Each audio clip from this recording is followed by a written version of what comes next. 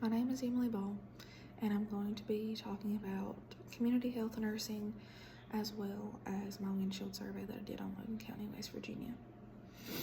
So community health nursing really just involves a nurse or a group of nurses that assess a community and collaborate with the community's members in order to identify healthcare problem areas in that community and then improve them. So health policies usually go through a 6-step process in order to be made and implemented, and those include problem identification, agenda setting, policy options and decision making, implementation of the policy, and then evaluation of the policy. So as a community health nurse, my role in the healthcare policy making would be to assess the community and identify the problems that need to be addressed in these policies. In order for health policies to be implemented, you would usually have to go through somebody higher up in the community. So I would need to talk to like the mayor or the governor and then speak with people in the health department or maybe the CDC in order to identify these problems and then get them addressed. So for my improvement project, I chose something that I feel is very prominent on the red flag assessment, which is the fact that 29% of children in Logan are currently living in poverty. And I feel that this stems from the fact that only 80% of adults in Logan have a high school education, and then that's it. There's no college degree after that. And a lot of places in Logan, if you don't have a college degree, then you don't make a livable wage, especially for a family. So for my improvement project, I feel that it would be necessary to educate these adults on the importance of continuing their education after high school and then obtaining a job that offers them a livable wage in order to support a family so they and their children do not live in poverty. So for the nursing theory I chose Kolkaba's theory of comfort. And with me working in the ICU, I just feel that comfort is one of the most important things whenever it comes to a patient's health improving, because you could be doing everything in the world for them, and if they're uncomfortable with where they're at and they just don't feel good mentally and physically, then they're not going to ever get 100% better.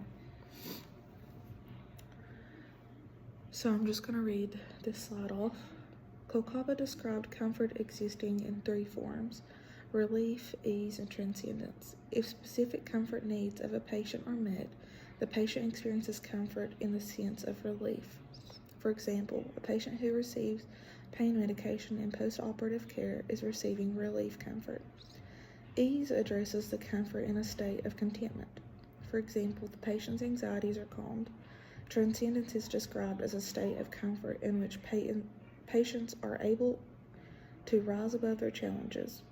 The 4 contexts in which patient comfort can occur are physical, psychospiritual, environmental, and sociocultural.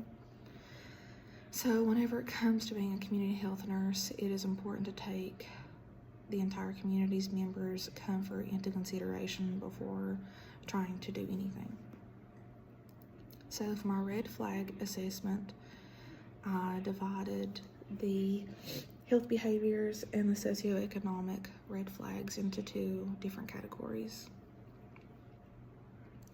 The health behaviors include adult smoking represents 29% of the population, obesity represents 45%, physical inactivity is 39%, and access to exercise opportunities is as low as 15%.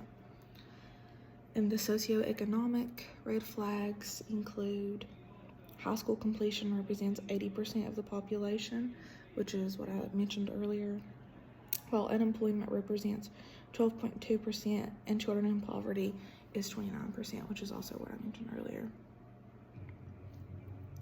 So there are 3 domains of learning: cognitive, affective, and psychomotor.